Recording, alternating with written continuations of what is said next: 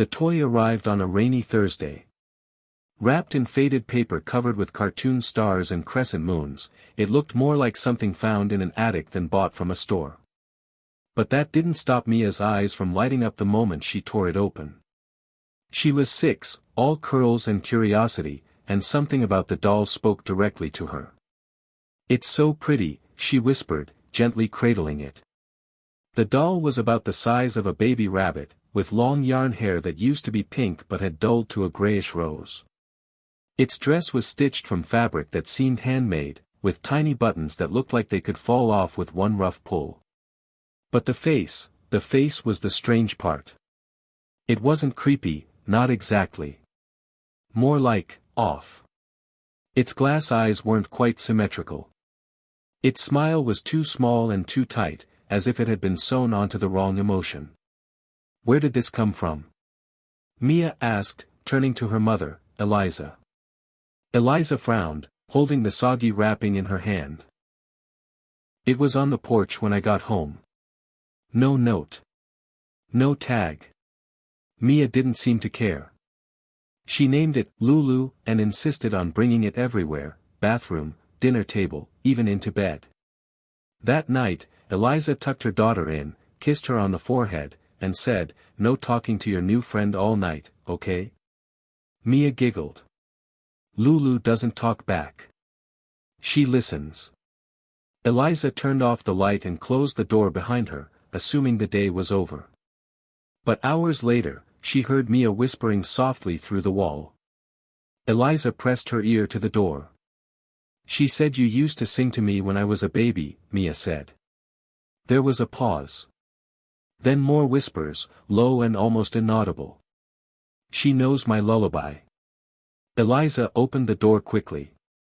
Mia froze, doll in hand, eyes wide. "Who are you talking to?" "Lulu," Mia said, unbothered. "She remembers stuff from before I was born." Eliza's skin prickled. She chalked it up to imagination, a vivid dream, maybe a story Mia had overheard and internalized.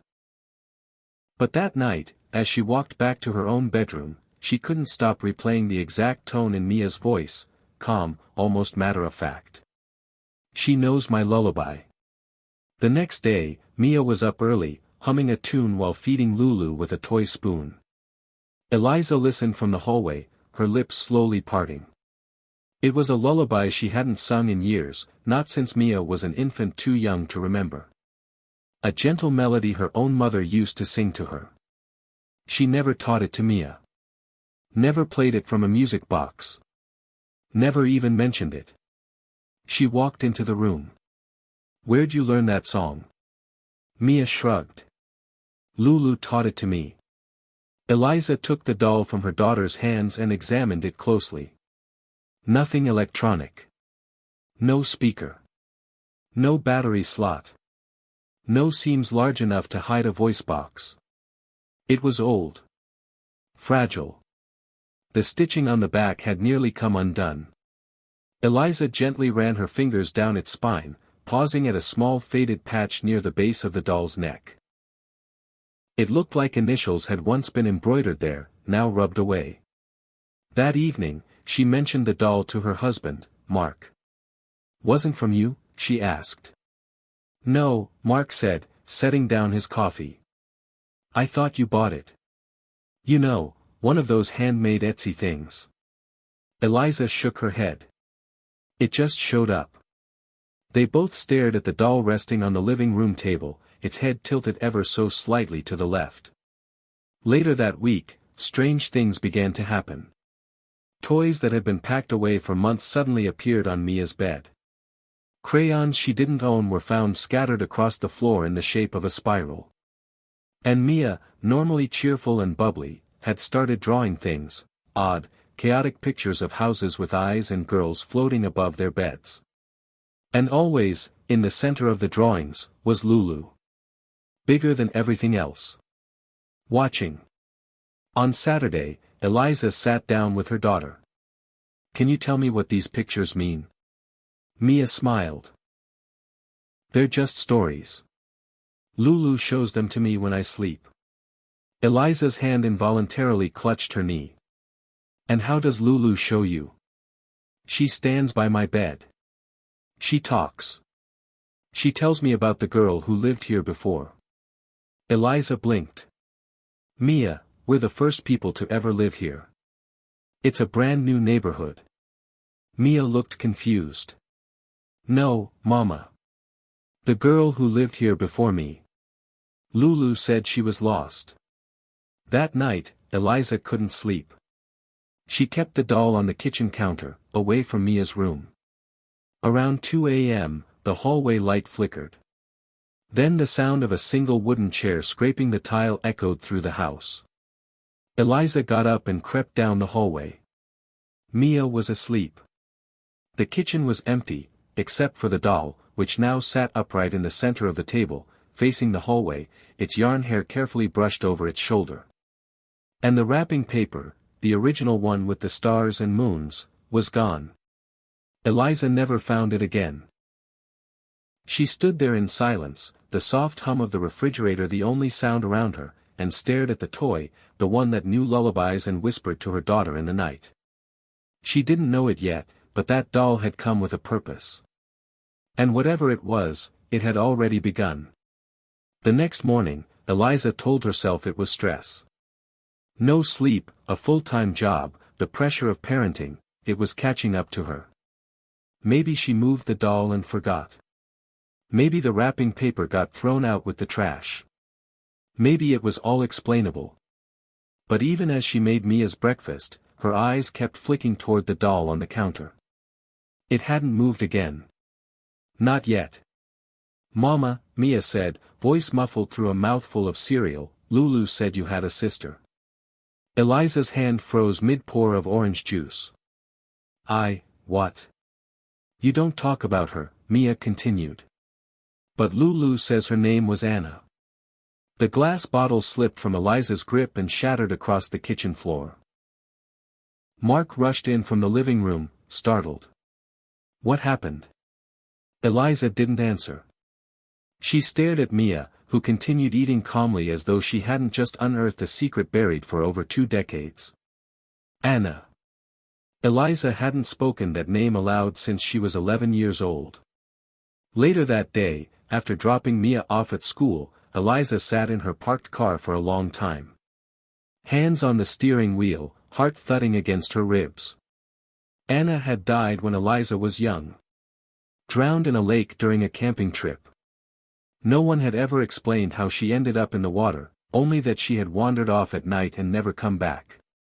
Eliza had vague flashes of the event, her parents shouting her sister's name into the woods, flashlights bouncing off trees, and the crushing silence that followed. For years, Eliza carried the guilt of being the last one to see Anna awake. She had never spoken of her sister to Mark. She had never told Mia. So how did the doll know? That night, Eliza placed Lulu inside the locked cabinet above the pantry and went to bed determined not to let paranoia win. But sleep refused to come. Around midnight, she heard a quiet creak. She sat up. The sound repeated. Not from the hallway, this time, it came from Mia's room. Eliza crept down the hallway, her bare feet silent on the wooden floor. Mia's door was slightly ajar. She pushed it open slowly. Mia was sitting upright in bed, eyes wide open, staring at the far wall. Mia? Eliza whispered. Her daughter didn't respond. Mia. This time, the girl blinked slowly, as though waking from a trance. She's back, she said. Who? Mia looked toward her dresser, where Lulu was sitting upright on top, her stitched smile frozen in a crooked arc. Eliza's stomach dropped. I locked her away, she whispered, mostly to herself. Mia didn't seem surprised. Lulu doesn't like being locked up. Eliza grabbed the doll and inspected it again. Her hands were shaking now. There was something new, underneath the dress, stitched into the cloth over the heart, a word, Anna. It hadn't been there before. The next day, Eliza brought the doll to an antiques appraiser on the edge of town. A small, cluttered shop filled with porcelain dolls, music boxes, and aging toys that smelled faintly of mildew and forgotten memories. The man behind the counter, a soft-spoken gentleman with circular glasses, took one look at Lulu and frowned. "Where did you find this?" "It showed up at our door," Eliza said. "No note." He turned the doll over carefully, examining the stitches and the wear.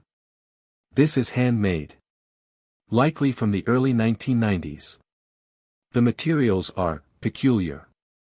This thread here," he pointed, "that's human hair." Eliza recoiled. "What?" He nodded. "And this," he tugged at a corner seam, "feels like parchment under the lining. Possibly a note." He offered to carefully open the seam and examine it for her, but Eliza declined. Something inside her screamed not to tamper with it. Not yet. That night, the whispers returned. This time, Eliza heard them too. At 3:17 a.m., she awoke to a faint murmuring coming from Mia's room. She sat up, heart pounding, and crept toward the door. The voice was soft, almost melodic, like a lullaby sung underwater. She opened Mia's door. Mia was fast asleep, but sitting at the edge of her bed was Lulu. The doll faced the child, its head tilted upward. The murmuring stopped the moment Eliza stepped inside. She slowly reached for the doll, but as her hand touched it, a jolt ran through her fingers. Not electricity, cold, like plunging her hand into icy water. She gasped and dropped it, stumbling backward. Mia stirred in bed, murmuring in her sleep. "Don't be mad at Lulu. She just wants you to remember."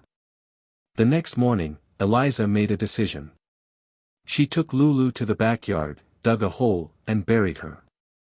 Mia watched from the kitchen window, tears silently streaming down her cheeks. "Why are you doing this?" she asked when Eliza came back inside. "Because it's not a toy," Eliza said. "It's something else." Mia didn't speak the rest of the day. That night, she wouldn't go to bed without the doll. Eliza stayed firm. But at dawn, Eliza awoke to the unmistakable sound of humming. The lullaby. She ran to Mia's room. There, sitting on the windowsill, covered in damp dirt and specks of mud, was Lulu. Smiling. Like she'd never left. Mia was different after that morning. It wasn't dramatic at first. Not like in movies where the child suddenly speaks in strange tongues or levitates. No, Mia's transformation was subtle, insidious. She became quiet. Withdrawn. Her laughter, once the soundtrack of their home, faded to near silence.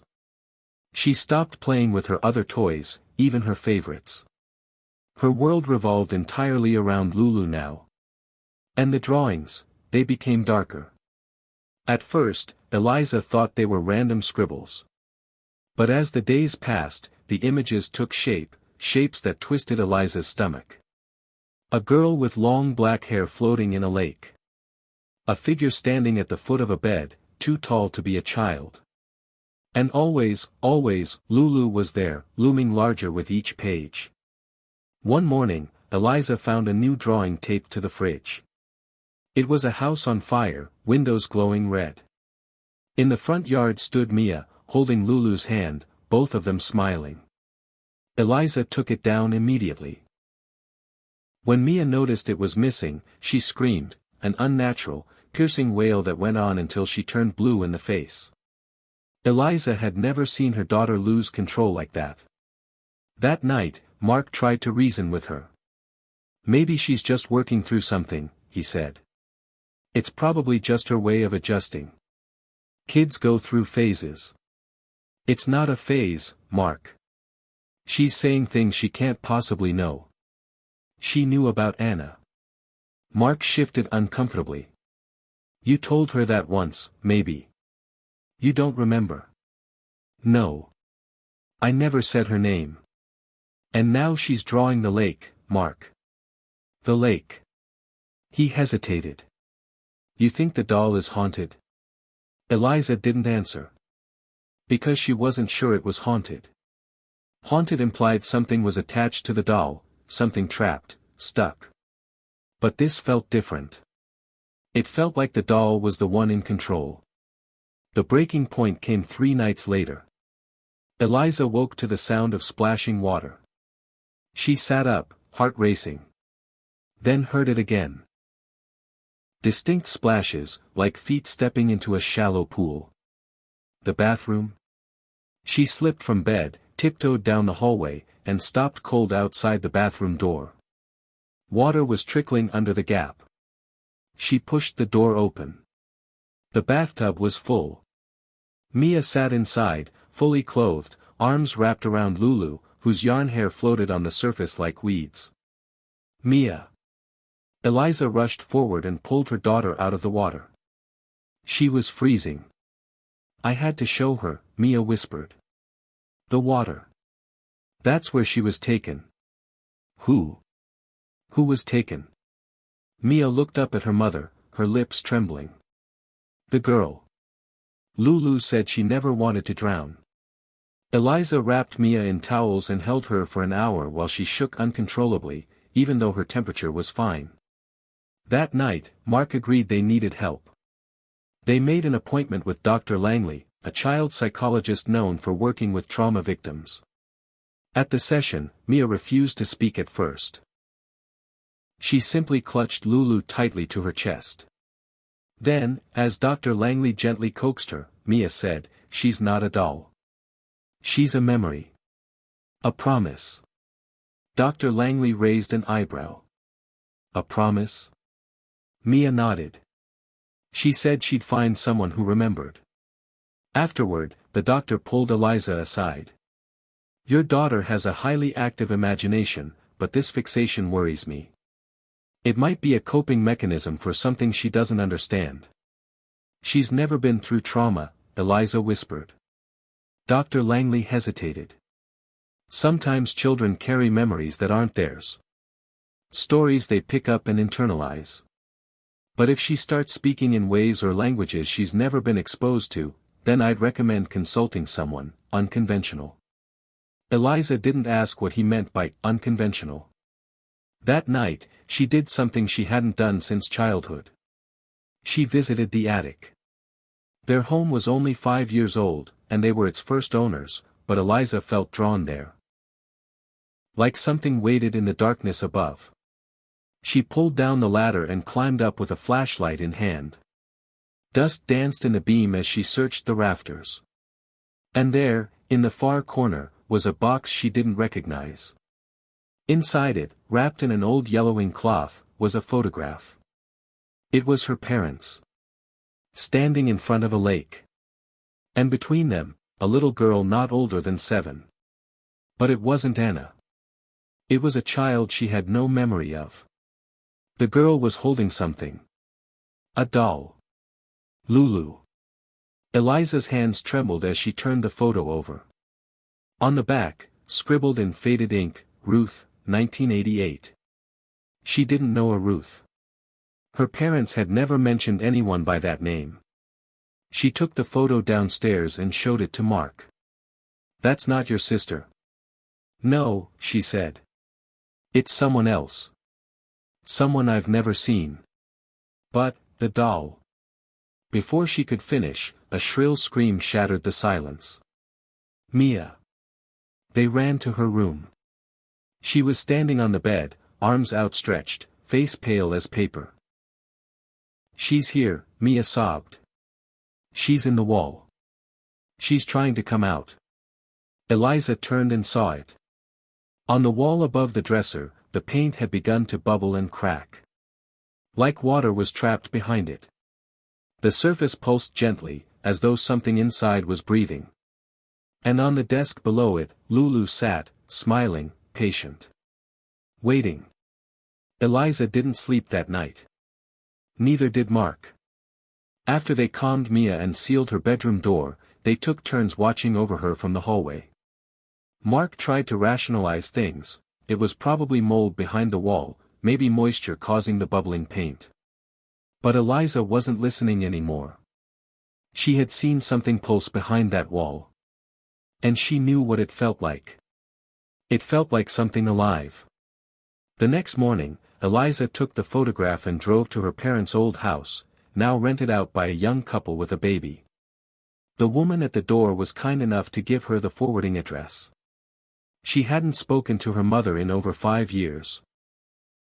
When she arrived at the retirement community on the edge of the city, her mother was in the garden, trimming hedges in the sun. She looked smaller than Eliza remembered, more fragile. But her hands still moved with practiced care, like she was trying to keep something tidy in a world that refused to stay clean. "Eliza," she said, surprised. "What are you doing here?" "I need to talk to you," Eliza said. "About someone named Ruth." Her mother's face changed instantly. The softness disappeared, replaced with a stiffness that hardened her features. "Why would you say that name?" Eliza showed her the photograph. Her mother flinched as if struck. "Where did you get that?" "It was in the attic. With the doll." Her mother looked away, her hands trembling. "We buried that box years ago." Eliza crouched down in front of her. "Who is she?" Her mother's voice cracked. "She was mine." Eliza blinked. "What?" "My sister. Ruth was my little sister. My parents, your grandparents. They had her before I was born.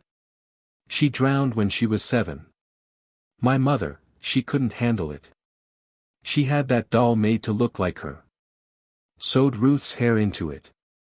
Even stitched some of her clothes into the dress. She said the doll would help her remember." Eliza stared at her mother. "The same doll?" Her mother nodded.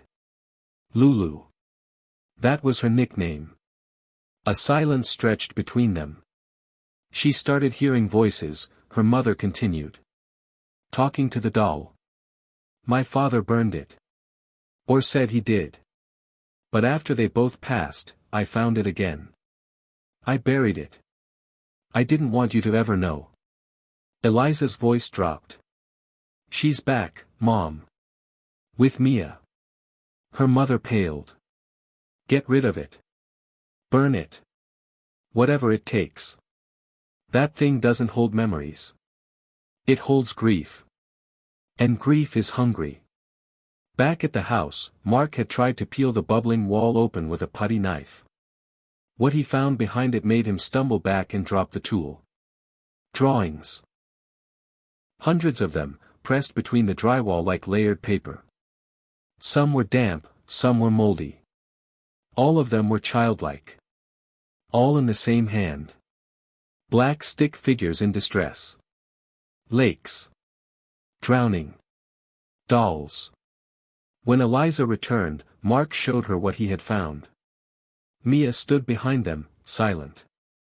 "This wasn't Mia," Eliza whispered. "These are old. Look at the yellowing. How would they even get in there?" Mark asked. Mia pointed to Lulu, who was perched again on the dresser. "She draws with me sometimes." Eliza picked up one of the pictures and held it close.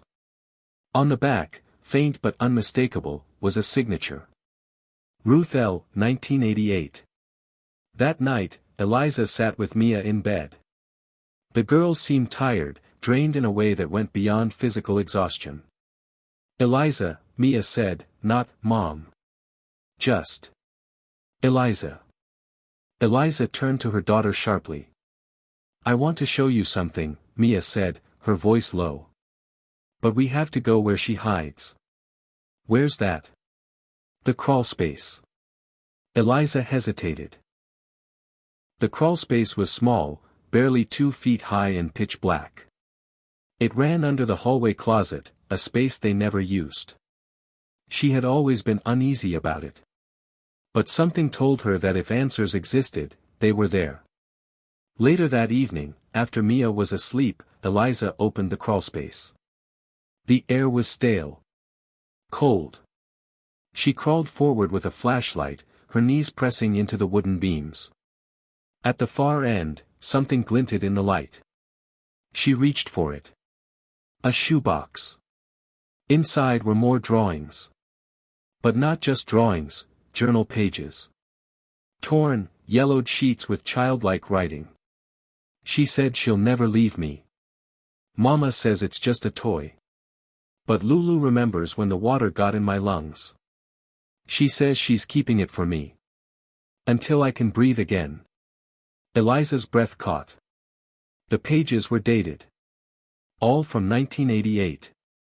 And at the very bottom of the box, beneath the papers, was a tiny baby tooth, curled hair, and a single locket containing the name Ruth.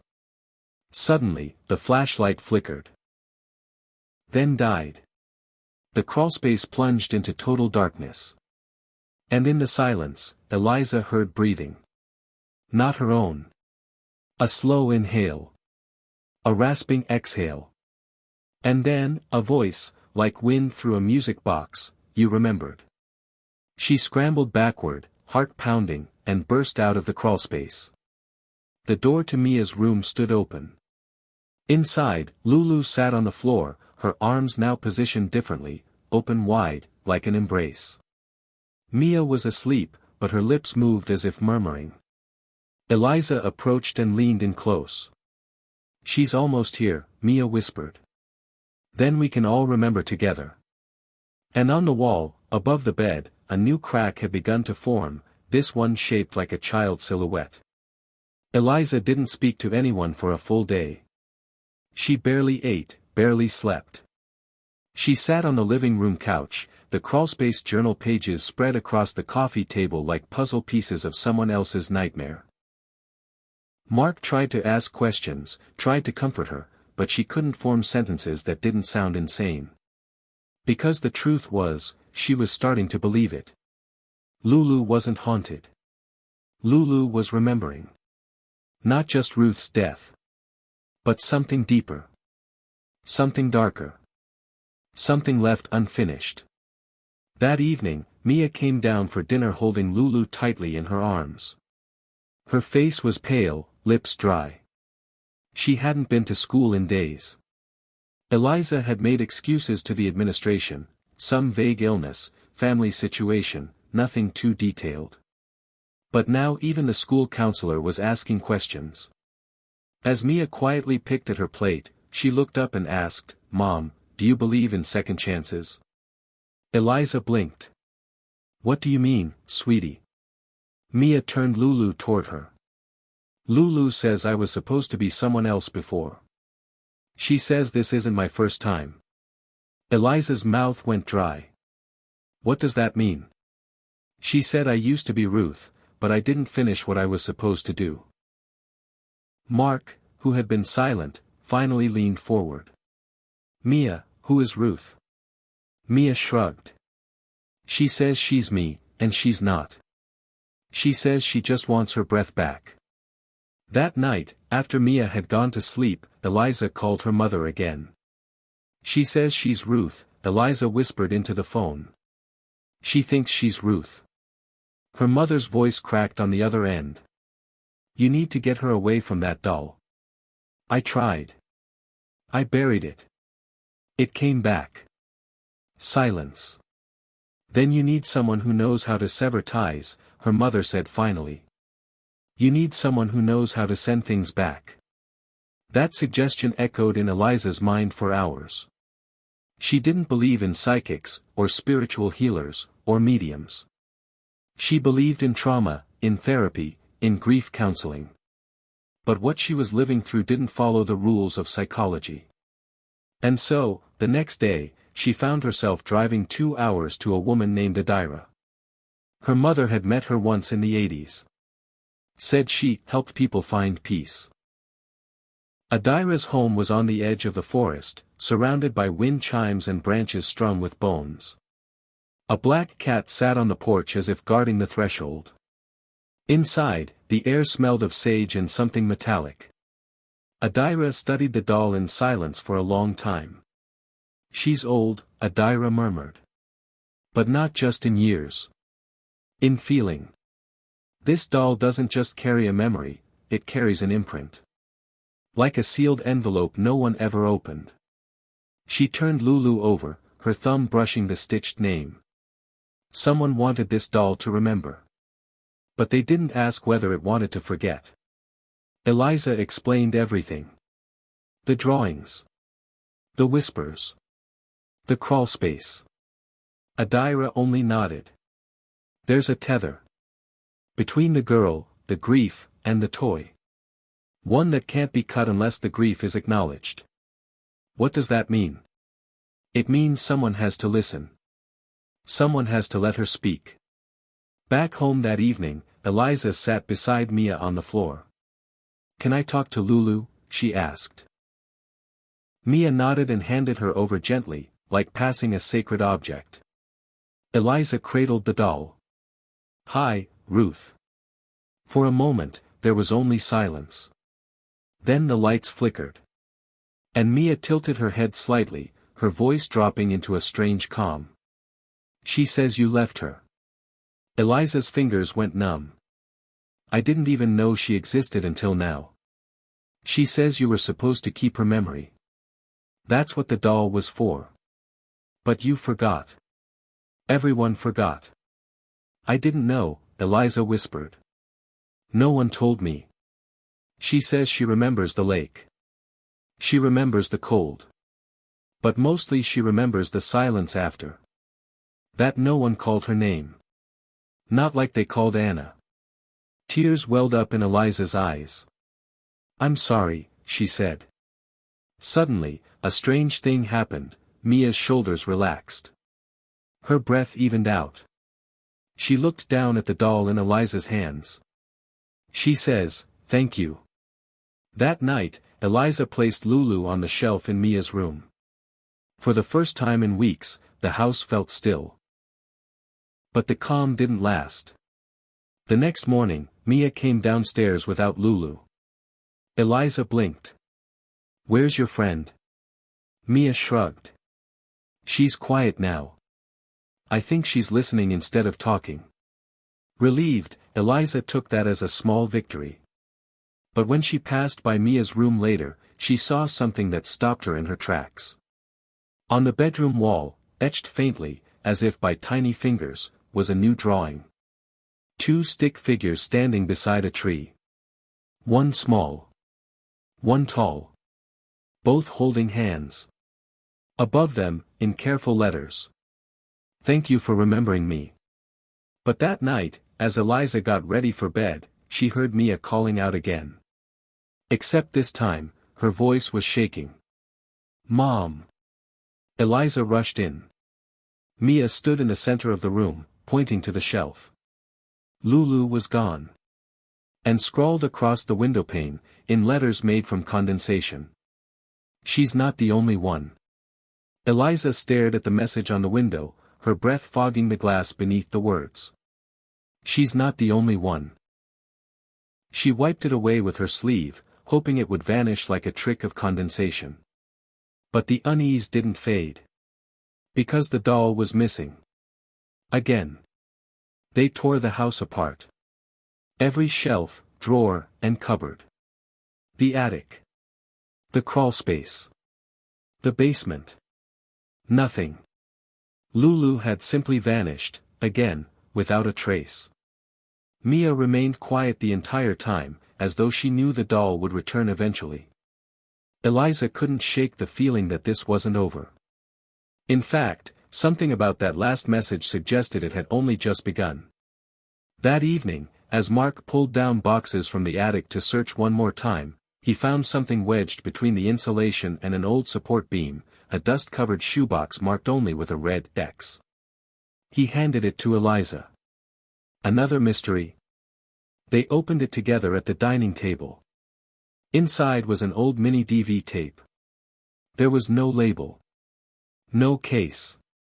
Just a lone tape wrapped in brittle tissue paper. Eliza's heart raced. She recognized that tape format. They used to record home videos on them, back before smartphones. But this one looked even older. Where did it come from? Mark asked. Eliza ran her fingers over the sides of the tape. I don't know. But we didn't put it there. They drove into town and borrowed an old mini DV player from a local electronics repair shop. The owner barely charged them. Curiosity tax, he said with a smile. Back at home, they hooked it up to the living room TV. The tape began with static. Garbled, distorted white noise that crackled and hissed. Then it cleared slightly. A handheld camera wobbled into focus. The image showed a child's bedroom, pink wallpaper, a small white dresser, dolls neatly arranged along a wall. A little girl appeared in the frame. 7, maybe 8 years old. Dark hair in braids. She held a doll up to the camera. Lulu. But she looked newer, cleaner. Her dress still bright, the yarn hair vibrant pink. The girl smiled and said softly, "This is Lulu. She keeps secrets." The screen jumped. Another cut. The same girl was now sitting on the bed, rocking Lulu in her arms. "She told me about the water," the girl whispered. "She said I shouldn't go near the lake. But I hear her calling from there." Another cut. Now the image was darker. The girl's room, lit only by a flickering lamp. The camera rested on a desk. We could see the girl, Ruth, sitting cross-legged, whispering to the doll. But then she turned suddenly and looked directly into the lens. "She says I'm not the first," Ruth said. A click. The door behind her opened just a crack. "She says someone used to come here before me. Someone with a name that sounds like mine." Another click. Static. Then a final image, grainy and trembling. Ruth standing at the edge of a lake. Alone. The camera panned to her hand, still clutching Lulu tightly. "She says if I go in, I'll remember." The footage cut off. Silence fell over the room. Mark turned to Eliza. "Where did this come from?" "That looked like footage from the 80s. "I don't know. That can't be possible. These tapes degrade. But it's pristine. It's new." Eliza stared at the black screen, heart racing. Her mind began stitching things together: Ruth, Lulu, the lake, the whispers, the message on the window. She's not the only one. "What if this isn't just about Ruth?" she said. Mark looked puzzled. "What do you mean? What if this is a pattern? Something that repeats? What if Ruth was already someone else's second chance?" Mark exhaled. "You think this doll passes from child to child, carrying, what, memories? Memories. Grief. Secrets. Unfinished endings." The lights flickered. A creak echoed from Mia's room.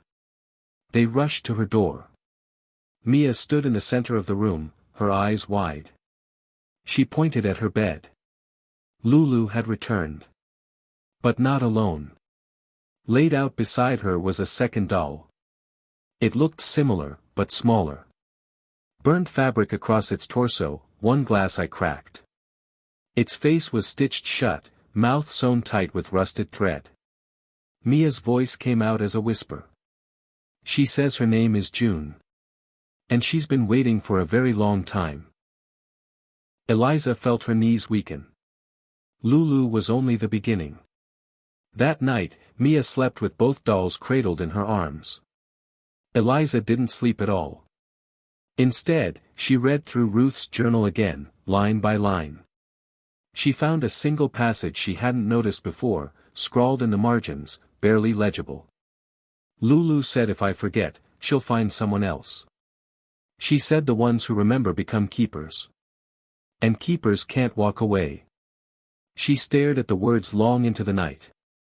Because the moment she'd watched that tape, Eliza had remembered. And now, she was afraid the doll wasn't following her daughter anymore. It was following her. The next morning, Eliza stared at the two dolls resting side by side on Mia's pillow. Lulu, with her crooked smile and worn dress. And now June, smaller, silent, with her mouth sewn shut like someone had tried to keep her from ever speaking again. Mia was calm. Too calm. She brushed June's frayed yarn hair and whispered little phrases to her, as if she already knew the rules of this strange new presence. She doesn't talk much, Mia said while Eliza stood in the doorway. But she watches. She remembers even more than Lulu. Eliza swallowed hard. Where did she come from, sweetie? Mia looked up. She came from the fire. Eliza blinked. What fire? But Mia just hugged June tighter and went back to her quiet play. Eliza turned away, a weight settling deeper in her chest. Later that day, while Mia napped, Eliza took the two dolls out to the garage. She laid them on her workbench and began photographing every detail, stitches, labels, markings. Anything that might give her a clue. That's when she noticed it, under June's singed hem, faint letters stitched in faded red thread. J.W., 1974. A date. Eliza pulled out Ruth's doll, Lulu. Her initials were R.L., 1988. And suddenly, she saw it. J.W. R.L. The dolls weren't just keepsakes. They were markers. Left behind in different decades. Different names. Different children. Each bearing a piece of something greater. Eliza dove into research. She pored through old obituaries, missing persons reports, news archives. She searched for any trace of a girl named June from 1974. And there she was. June Whitmore, age 9, died in a house fire in upstate New York. Parents claimed the fire started in her room. The only thing recovered from the ashes was a partially melted handmade doll with sewn lips. June had been a quiet, imaginative child. In her final days, she reportedly spoke to the doll constantly, claimed it was protecting her from the girl in the window. Eliza's fingers trembled as she read the last line of the report. No further investigation was pursued. The case was ruled accidental. There was no family photo. No burial location. It was like June had been forgotten. Just like Ruth. Eliza ran her hands through her hair. She was starting to understand. These dolls were more than haunted objects. They were vessels, holding on to the children who had no one left to remember them. Who died in fear. Who whispered secrets no one wanted to hear. They were passed on, buried, forgotten, until they found someone who could listen again. Someone like Mia. Someone like Eliza. She began charting a timeline. June Whitmore, 1974. Fire. Doll with sewn lips. Ruth Langley, 1988.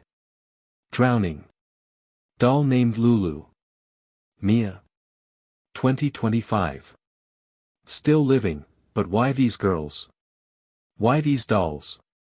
Eliza didn't believe in coincidences anymore. She scoured her own childhood photos, digging out old albums from her mother's attic.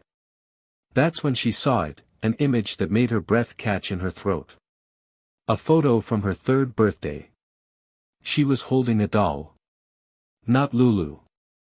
June. Sewn lips and all. The image was grainy, but unmistakable. She zoomed in, confirming the distinct cross-stitch pattern along the doll's neck. She had held June before. As a toddler. And then forgotten. Her mother must have passed it on, quietly, silently, thinking Eliza would never remember. But now it was back. Because Eliza had remembered. Because she had been a keeper before.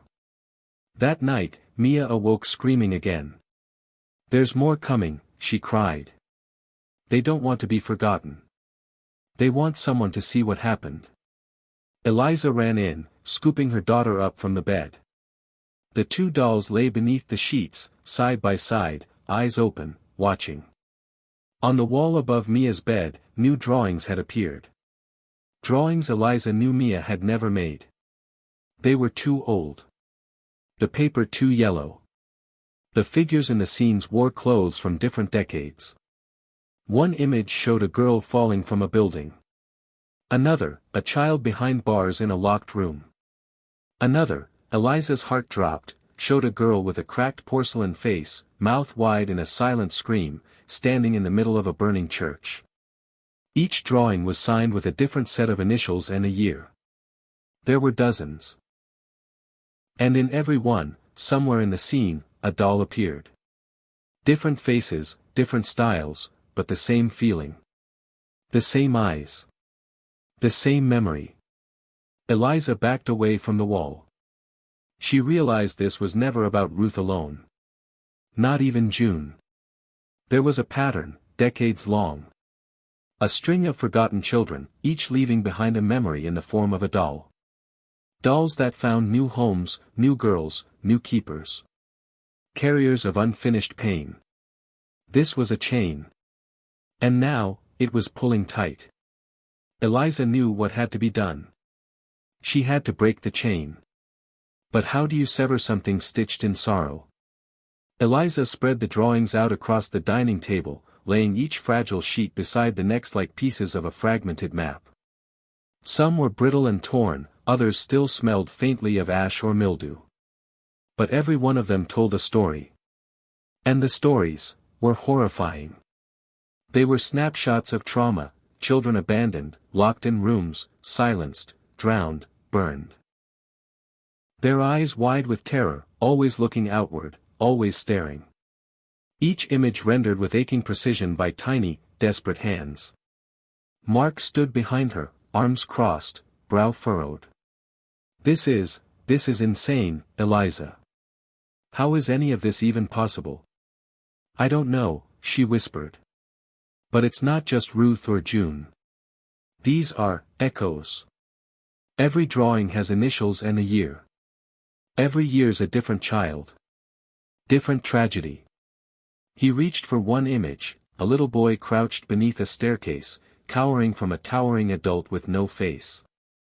Initials, LD. Year, 1961. Another showed a girl in a nightgown pointing at a mirror. Inside the mirror, a second, identical girl with blackened eyes. Age, 1997. And still another, this one the most unsettling of all, was drawn entirely in red crayon. It showed a child holding a doll, standing at the edge of what appeared to be a cemetery. Around her were shadows. Dozens of them. All smaller than her. All reaching. MK, 2010. Eliza stared at that one for a long time. There was something different in it. Something more deliberate. Then she saw it, in the corner of the red drawing, almost too faint to notice. A small spiral. The same spiral Mia had drawn weeks ago, with her mystery crayons. It wasn't just a child's flourish. It was a symbol. A mark. A message. Eliza flipped over the drawing. On the back, in the same childish hand. If you see this spiral, you've been chosen. You are the next keeper. Finish the story. Or it won't end, asterisk asterisk. She dropped the paper, her chest tightening. This was a cycle, an inheritance passed not through blood, but memory. These dolls didn't find anyone. They found keepers. People with hearts too open. Minds too receptive. The kind of people who carried pain for others like it was their own. People like Mia. People like her. Mia said something earlier, Mark said suddenly. She told me the dolls talk to her more at night. When the house is quiet. Eliza nodded. Because that's when they remember. They both turned as Mia stepped into the room, sleepy-eyed and barefoot. Mom, she said softly. She showed me something. Lulu. She showed me the end. Eliza knelt down. What did she show you, sweetheart? Mia's hands began to tremble. It's a place. A room. It has walls that go in circles. Like the spiral. And the walls are covered in pictures, just like the ones you have.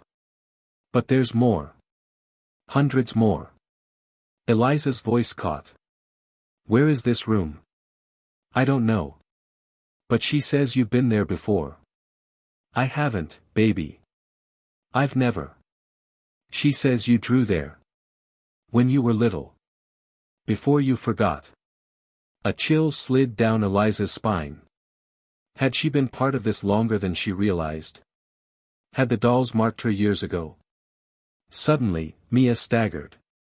She clutched her head and cried out. Mia. Eliza scooped her up, heart racing. What's wrong? Mia's voice shook. June is screaming. She doesn't want to be forgotten again. She says if we don't remember her story, she'll disappear forever. They all will. Eliza held her tightly, whispering comfort. But deep down, she understood. The dolls weren't just cursed objects. They were containers of grief, each one desperate to be seen. To be remembered. They didn't want to harm. They wanted to exist. She put Mia to bed with the two dolls resting by her side, both watching in silence. Then Eliza sat alone with the red drawing, running her fingers over the spiral again and again. Something about it pulled at her, like a memory just out of reach. She dug through the boxes of drawings, her fingers working faster, searching for patterns, clues. And then she found it. Another spiral. Faint, buried in the background of a picture from 1981. It showed a stairwell wrapped in shadows. At the center of the staircase, a spiral. The doll in that picture was different too. Larger. Porcelain. Initials, DN. Year, 1981. She checked another, 1994. Another spiral etched into a window. Then another, 2006. Spiral on the floorboards. They weren't just marks. They were locations. Coordinates. Places where the room was trying to break through. What if this isn't just about remembering? Eliza whispered. What if the stories are trying to come back into our world, to find a place to finish themselves? That night, as she drifted into a light, troubled sleep, Eliza dreamed of the spiral.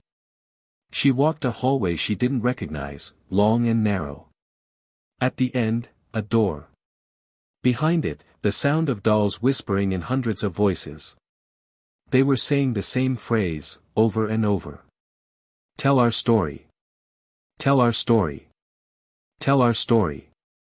She woke at 3:17 a.m., the same time the whispers always began. And standing at the foot of her bed were the two dolls. Lulu. June. And between them, a third doll. New. Unknown. Its face was blank. Its eyes unfinished. And in its tiny cloth hands, a crayon. Waiting for someone to draw the next chapter. Eliza didn't scream when she saw the third doll. She couldn't. Her breath froze somewhere between her lungs and her throat as she stared into the stitched emptiness of its face. No eyes. No mouth. Just pale cloth and a pair of trembling yarn arms wrapped tightly around a red crayon. The crayon, the exact same red Mia had used weeks ago to draw the spiral. Eliza rose slowly, eyes locked on the new doll, afraid it would vanish the moment she blinked. It didn't. Instead, as though guided by some unseen force, the doll's head tilted upward toward her. No face. No features. But still, it saw her. Eliza whispered, "You don't have a name yet." Mia's voice answered from behind her. "Because its story hasn't been told." Eliza turned. Mia stood in the doorway, sleep-tousled hair casting a halo around her pale face. Her eyes looked older now, far too knowing for her years. "What is this one?" Eliza asked. "She's the last," Mia replied. "Last what?" "The last keeper that never got to speak." Eliza swallowed. "What does that mean?" Mia looked down at her feet. "The others got stories. Even if they were sad. They got to be remembered. But this one, no one ever listened. Eliza picked up the doll gently, turning it over. There were no initials. No dates. Just the crayon gripped tightly, like it had been placed there deliberately. Suddenly, Mia's eyes rolled back, and her knees buckled. Eliza caught her just before she hit the floor. Her daughter's lips moved in a whisper. Eliza leaned closer. She says, "You'll find the room where it all began. The room that remembers everything. But only if you follow the drawings." And then Mia went limp. Eliza didn't wait. She laid her daughter in bed and returned to the dining table, spreading out every drawing again, every scrap, every page. Her fingers searched, frantic, until she found the ones with spirals. She aligned them in order by year, following the symbols' positions, on floors, windows, walls. It formed a rough map. A pattern. A spiral of its own. At the center of it, was their house. Eliza stared, heart thudding. The room wasn't elsewhere. It was here. Hidden. She rushed into the hallway and began knocking on the walls. Looking for anything. A hollow sound. A panel. A seam. Then, at the far end of the hallway, past the bathroom, just before the back door, she found it. A coat rack bolted into the wall. She tore it down. Behind it, a narrow rectangular outline. A door. No handle. No keyhole. Just a spiral etched faintly into the paint. She pressed her palm to it. Silence. Then, a click. The door creaked open, revealing a pitch-black stairwell descending into the earth. Not the basement. Below the basement. The air that rose up smelled of mold, rust, and something sour, like forgotten breath. She took a flashlight and descended. The stairs groaned beneath her feet. Cobwebs tugged at her face. The spiral on the door glowed faintly behind her as it shut, sealing her in darkness. At the bottom, the air shifted. The flashlight flickered, then died. But there was still light, a faint amber glow from deep within the space ahead. She stepped into it. And found herself inside the room that remembers. It wasn't large. It wasn't grand. It was a tight, circular chamber made of warped stone walls covered in drawings. Thousands of them. Layered one on top of the other. Etched into the stone. Scratched into wood. Painted in ash and soot. Faces. Children. Dolls. Symbols. And in the center of the room, beneath a broken gas lantern, stood a small table. Upon it, a journal. Its cover was blank. But next to it sat the faceless doll. The same one she had found earlier. Still holding the red crayon. Waiting. Eliza approached slowly. And as her hand reached for the journal, voices whispered around her. Soft, echoing tones. She lost her name. She drew alone. She remembered but no one wrote it down. Finish it. Eliza sat down and opened the journal. Blank pages. She picked up the crayon from the doll's hand. It felt warm, like it had been held tightly, like it carried heat from another child's memory. She wrote. Her name was Nora. The walls groaned. Dust fell from the ceiling. Eliza kept writing.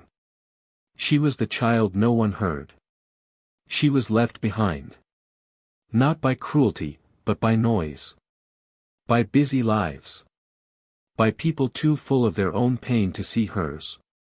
The light in the room grew brighter. The dolls whispered. She tried to speak, but no one listened. So she became the memory itself. She became the last doll. The faceless one. The one meant to hold the silence. As she finished the final sentence, the crayon cracked in her fingers. The journal closed by itself. And the faceless doll was gone. In its place, a new drawing. Of Nora. Smiling. Eyes soft. Finally seen.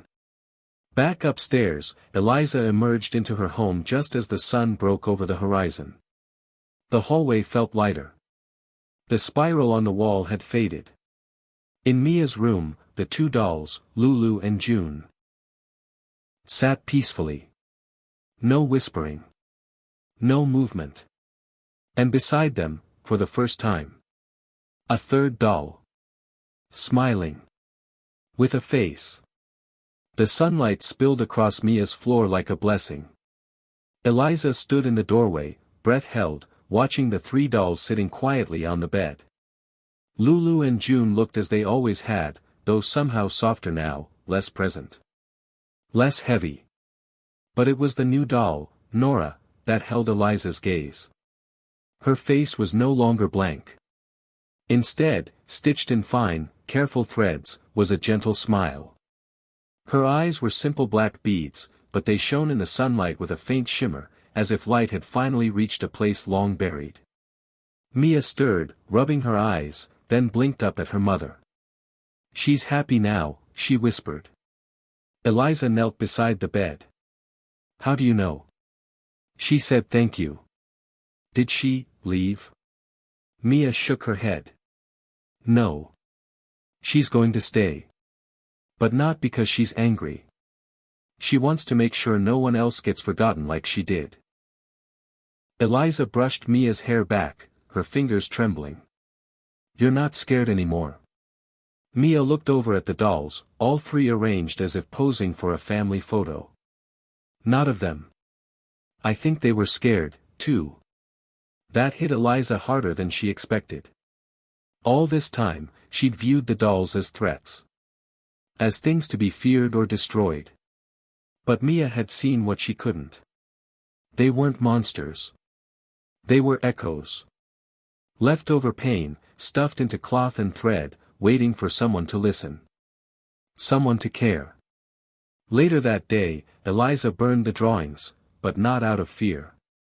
She did it as a ceremony, a way to release the children behind them. She placed each one into the fireplace gently, whispering each child's initials like a prayer. MK, 2010. H, 1997. LD, 1961. RL, 1988. JW, 1974.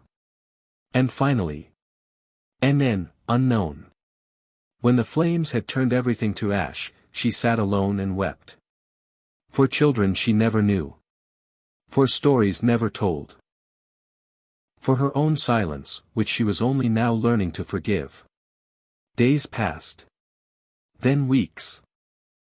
And slowly, the air in the house shifted. It became lighter. More alive. Mia's drawings returned to normal, flowers, stars, castles. No more shadows. No more spirals. She went back to school. She slept through the night. She even put Lulu and June on her shelf instead of in her arms. As if she understood their work was done. But not Nora. Nora stayed on her nightstand. Not as a guardian. Not as a warning. Just, as a presence. A symbol of something unfinished now completed. One night, as Eliza tucked Mia into bed, she asked, "Do you ever hear them anymore?" Mia looked thoughtful. "Sometimes. But not like before." "What do they say?" "They don't ask anymore. They don't beg. They just, thank me." Eliza smiled faintly. "Do you think there are more?" Mia hesitated. "I think there were more. But you helped them remember who they were. That's what they needed." Eliza sat with her for a while after that, watching her daughter drift off. Later, in her own room, Eliza opened the journal she had started that night in the hidden chamber. The room that remembers was sealed now, sealed the moment she finished writing Nora's name. She could no longer find the door. But the memory remained. She began to write again. Not about ghosts. Not about dolls. About stories. Real ones. About the pain we leave behind when we silence children. About how grief attaches itself to the forgotten. About how memory can haunt when it's ignored. She titled it, Things That Stay Behind. It wasn't for publication. It wasn't for anyone but herself. Because she finally understood.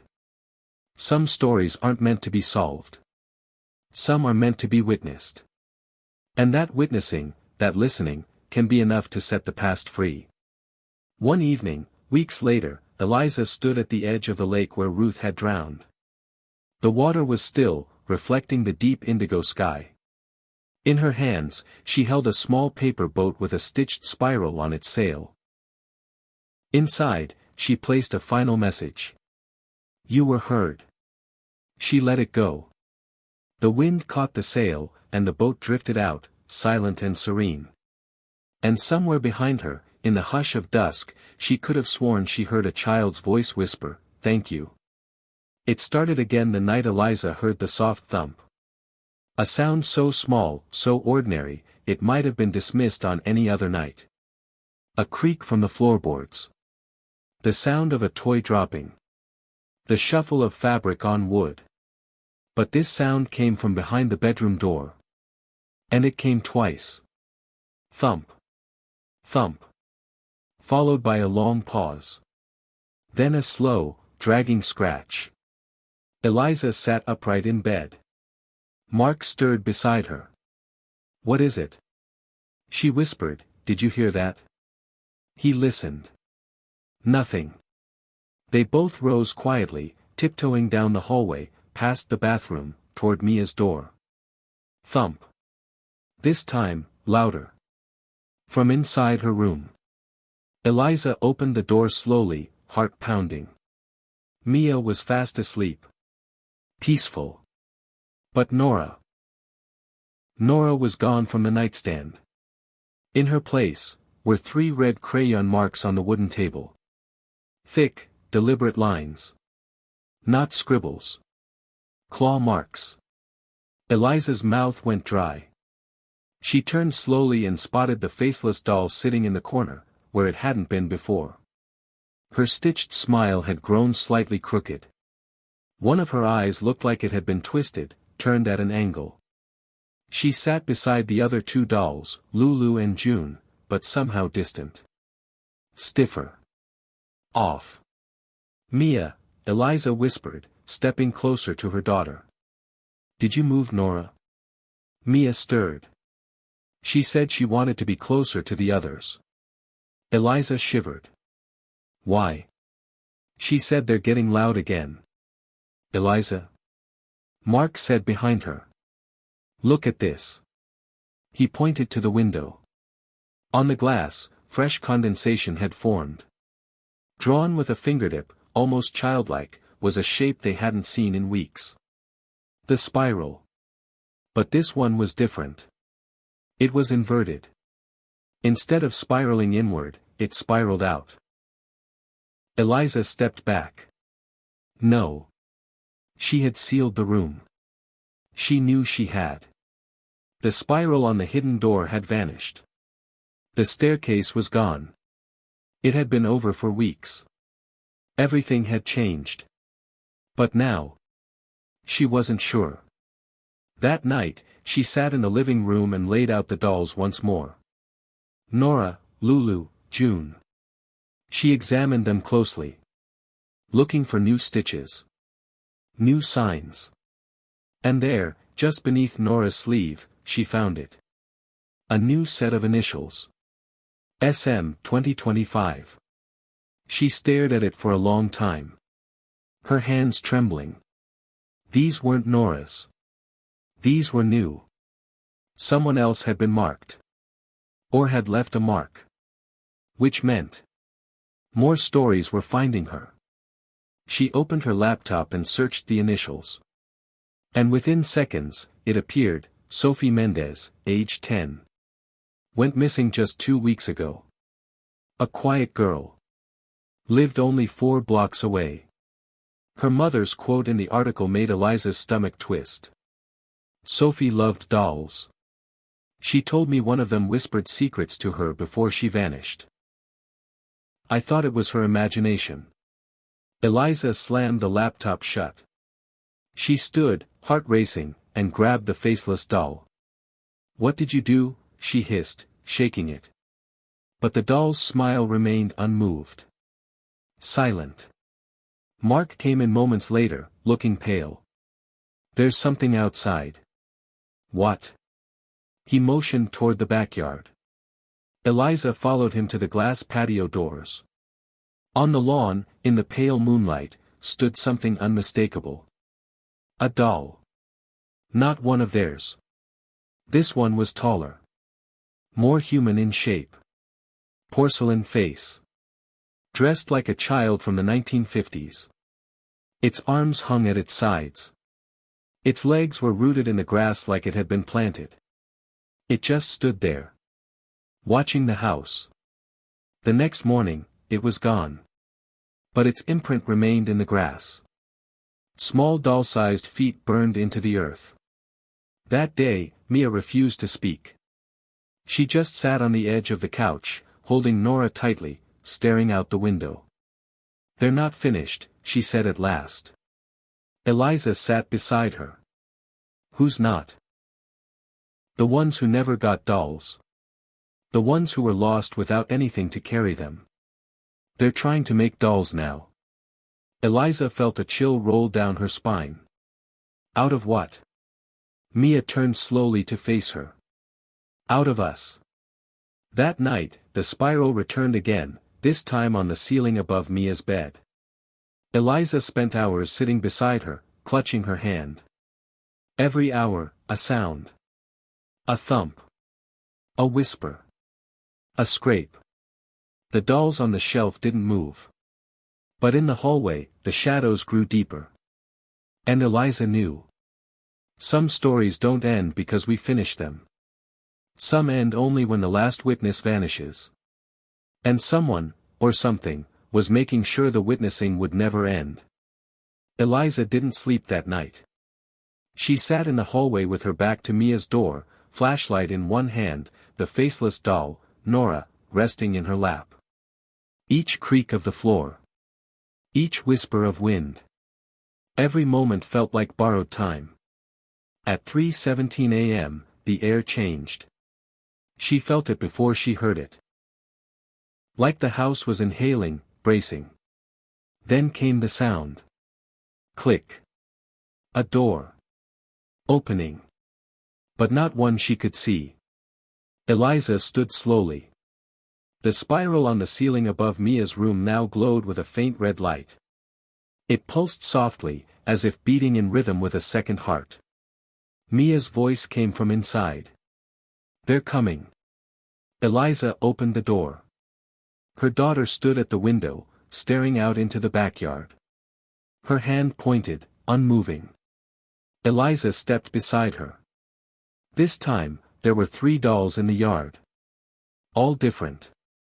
All old. And none of them from their home. Dressed in scorched, waterlogged, torn clothing, each one marked with faded names stitched across their chests.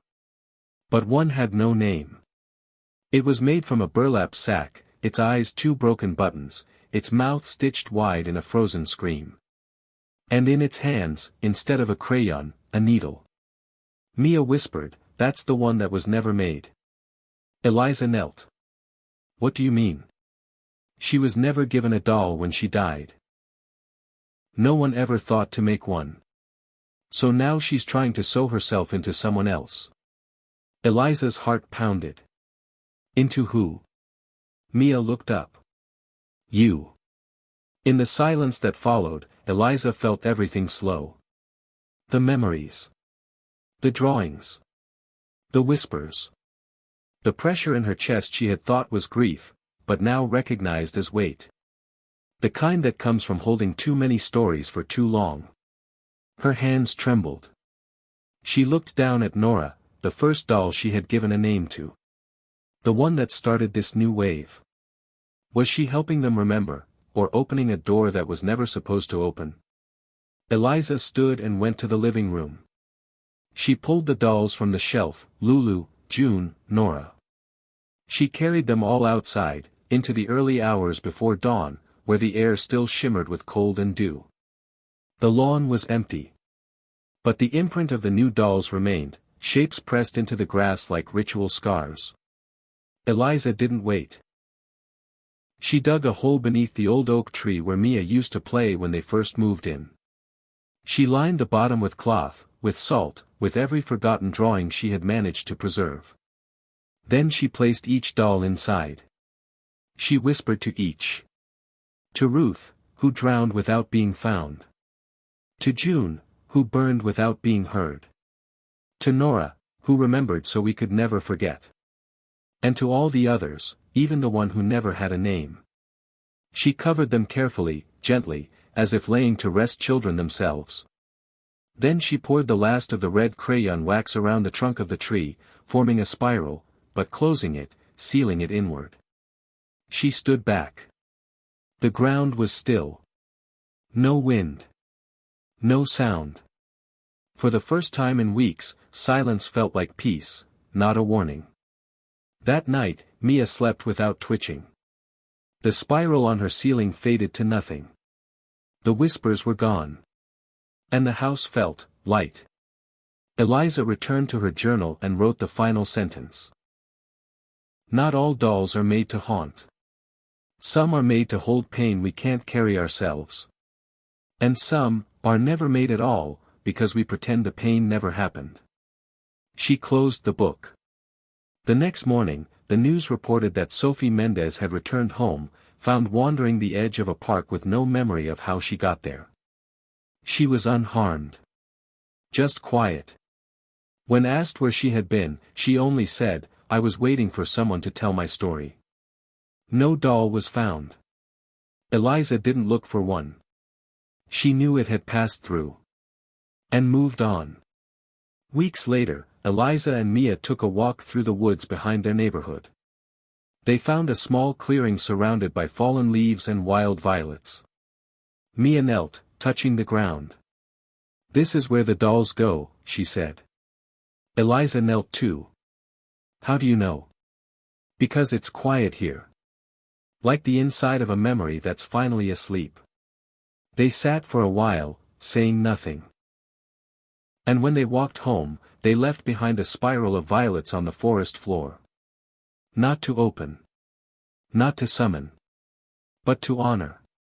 Because the dolls would always exist in some way. In memory. In silence. In forgotten corners of a child's room. But now, they had been named. Now, they had been remembered. And that was enough.